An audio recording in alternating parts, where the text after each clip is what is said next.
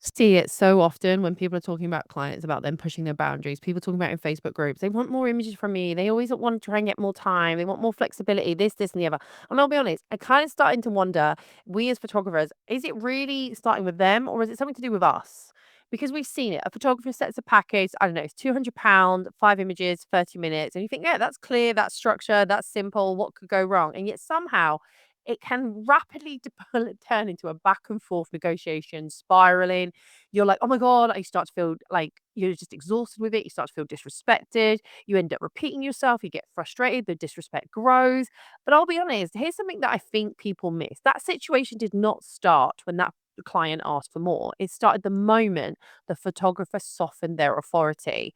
Now, I do talk about this a lot on the podcast. So if you are interested in that kind of dialogue and learning about all this stuff to do with business and photography itself, please consider liking, subscribing, following wherever you follow on this because we're on all the platforms, baby. All of them, I think. If I'm not, just pretend I am, okay? So I want to break this down because I think we talk a lot about things, but it's in words that are not great. And one of the words I'm going to chuck out there now is called language weight. Okay. We might know about image weight as photographers, like if the image is too heavy on one side, but no, we're talking about language weight because every word you carry uses, or should we say, every word you use carries a signal, be it one of authority, uncertainty, flexibility, or even weakness. And clients, whether they consciously or not, read that instantly. Okay. So here's an example because I think it's very important to give examples. Photographers will often say, and I'm seeing this in the comments, sorry, the package only includes 5 images. Well, what does that communicate to that client? One, you feel bad that it only includes 5 images. It means it's slightly negotiable. You could talk to me about it. We could swap it around. I'm open to you pushing me on this because of the language you choose. So instead, why not shift to something a little bit more neutral but still has authority? As outlined in your package, 5 images are included. Additional images are X amount each. It's the same message, but an entirely different level of energy. There's no apology. There's no emotional leakage there. Is that a term you can say? No emotional leakage. There's no emotion attached to it. No opening. It is what it is. Cut and dry. Done. We're done. You can't misinterpret that. Okay. Apologetic language creates the perception of flexibility, even when you would ideally like none to exist. Because once a client senses that flexibility, they will test it, consciously or not. Okay. And we often find out with our friends and our family when they ask for photo shoots because they know how to get at us and they're like, they know us personally. So, like, I know what to say or how to get around it. And they might use a little bit of emotional manipulation, like, oh, but we've been friends for years. Come on, babe, you can do it to me. Right. We get it. Okay. The thing is, you're not just responding to clients, you're actively training them how to behave. So every interaction is almost like a reinforcement. Okay, so imagine a client says, "Can I just get a few more images?" You okay, okay, just this once. Blah blah blah. You're talking to them on the phone, you get hooked up on it. What what did you just teach them? One, the package isn't fixed. Okay. Asking will get them a reward and the boundaries are optional and perhaps you've overpriced that package. So then they'll instantly start devaluing that work because they're like, well, she put it for 5, but let me have 8. Like instantly she's overpriced. Now, if you client said to me, can I have a couple more images? I would say additional images are available at da da da as stated in the package. What do you teach them? There's a system, extras, cost, and there's no emotional negotiation. They agreed to the shoot, they knew the pricing, it's there. It's not rude. I'm just pointing out what they should have remembered. They probably do, but they're trying to get a little eke in there and get something out of you. And I feel like what we're doing is we have conditioned ourselves. We've almost I read some of this is called behavioral psychology. Okay. The client asks, you bend, the client learns that asking works more. So the next client does it and you bend more. And then you're sat there thinking, why does this keep happening to me? Honey, lovely, as much as I love you, we, as including myself at one point, built a business model where that kind of behavior actually works. We were apologetic for saying, I'm charging for my work. Oh, it only in class. Or when we even do adverts, you can get funded and it's only 9.99. Like it's only no. We have to change the language we're choosing, okay? Like be authoritative and state. Okay? Just say what it is. Don't be like, I'm so sorry it costs this. Yeah, I'm, like, stop it. You've written it down. There's legal implications if you don't fulfill your side of the contract. So why are you trying to apologize for them who don't want to fulfill their side? Okay. I think you're not just training your clients, though, you are definitely training yourself. So every time you over explain, God, please stop telling people how many awards you've won. Clients don't give a crap. They genuinely don't give a crap. Other photographers might crap, a bit of marketing might crap, but genuinely clients don't give a crap. Okay. Stop apologizing. They came to you, you have a job, you offered them the work when they wanted it. Like, what's the problem? Okay. don't justify your pricing. That's your pricing. It's done. I'm not here to negotiate. This isn't a car sale. Like, we're done. Okay. Every time you bend your rules, you're reinforcing internally that I need to defend myself. My prices need defending. My boundaries are too strong. They're too harsh. I need to soften myself a little bit to make myself more palatable. And then it becomes your default and it's like your learned behavior. So you just keep repeating it. And then when you try to be firm or stand up for your business, you're like, oh, it feels uncomfortable. It doesn't feel right. I feel rude. No, you're just doing business.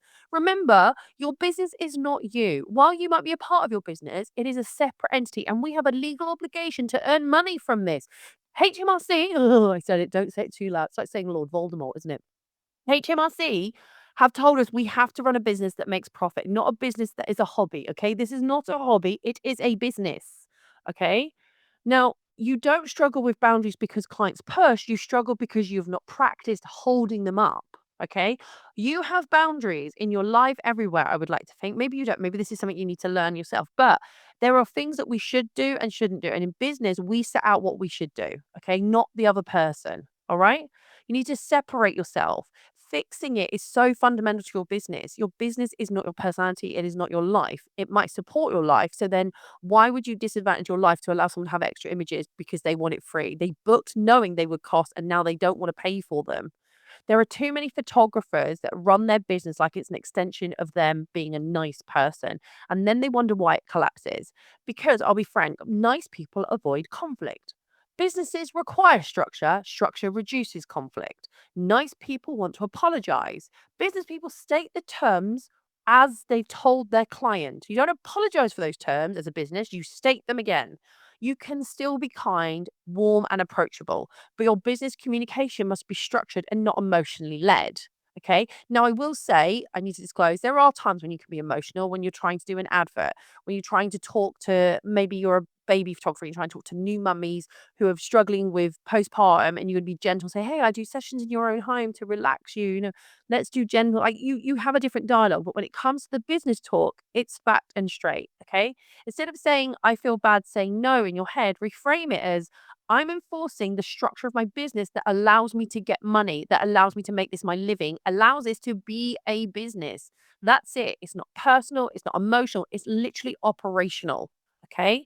Now, I will say the elephant in the room here is that social media has made this incredibly difficult for all of us because it has created a culture of over delivering, underpricing, over explaining, and over apologizing because people are terrified of not being booked, not being liked, being seen difficult. So what do?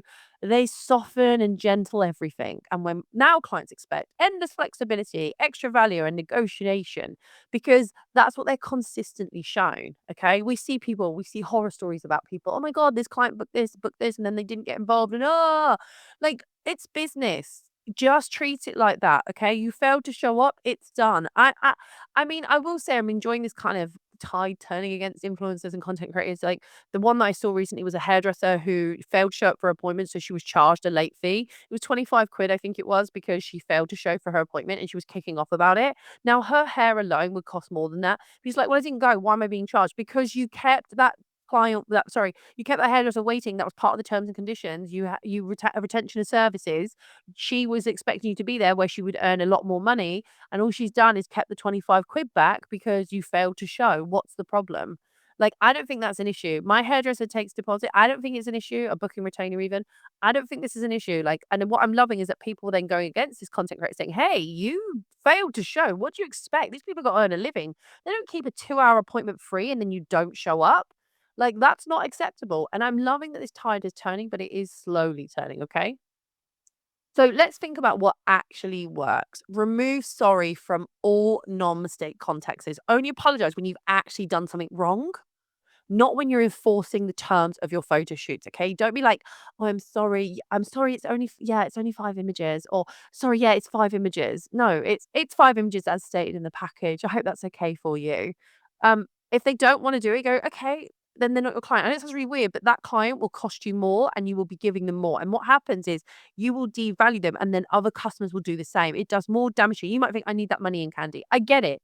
But in the long term, you will constantly be stuck in this cycle. It is okay to say no. And so sometimes I've said to clients, it's 5 images for that price. They're like, oh, is it possible to get a few more? Oh, yeah, a few more would be this or an additional upgrade. And they're like, okay, I'll go back to this one. I don't care. Like, I normally get them booked in. I mean, it's the language I use. Like, if they're in business, they understand. Like, you just can't, this isn't a buffet. You don't get to put extras on the plate without at least paying me, okay? And I also think we need to stop winging it emotionally. Having phrases set out that can help you are like, as outlined in your booking, additional services are priced at. This will require upgrading your package, which ironically I've just said to you. So you need to match that language across all of your platforms because if you have soft language like that, your clients will basically use it. So your tone needs to be consistent across websites, emails, direct messages, calls, any adverts you do. Like you've got to have the same gumption, right? And you're not mean. You're just stating what it includes. Like there is a legal obligation that you provide them the 5 images. If you went, sorry, I only gave you 4. Yeah, the client will go mad at you, right? Because you didn't give them what they paid for. So why don't you just give them what they paid for? Because that was that was the terms, that was in the contract. Giving them extra is like, oh, I have a bit of extra. Now imagine if they complained even after you gave them extra. Yeah? Stop it. Stop it. Explanations invite negotiation and clarity kind of ends all that. Not all of it. I won't saying like everything goes, but yeah, it does. But I want to leave this with you. Your clients are not the problem. Your pricing is not the problem. And the industry probably isn't the main problem. The issue here is that you're running a structured business with not so structured communication. And these two things don't coexist well, and I mean that. So if you're exhausted, repeating yourself, or if you feel like clients just don't respect your boundaries, don't just look at what they're doing. Look at what you've been doing to reinforce it. And I know that's harsh because we have to talk to ourselves and have this conversation. But once you start fixing it, and it won't happen overnight, darlings. It won't. It's really hard to unlearn this. And I will say it is. Yeah, I mean, I'm a bullshit cowbag. We know this, right? I'm Khandie. We know this. If you've been here at any time, you will know this about me. But it takes time, okay? And then what happens is when you do start fixing it, things start to get a little bit quieter. You don't get these back and forth with clients. It is what it is. Okay. But I want to know, are you going to start using that? Stop using that one phrase. I'm sorry. What are you going to replace it with? Come tell me. I guarantee that small shift will definitely have an impact on you, even if it's just on a personal level, because this will change more than you change your pricing ever will. And I say that from a personal level because it really has benefited me. But as ever, this is The Loud Lens. I have been Khandie, and I hope this helped. This was a specially requested episode. I won't say to who, but she knows who she is because she is queen anyway.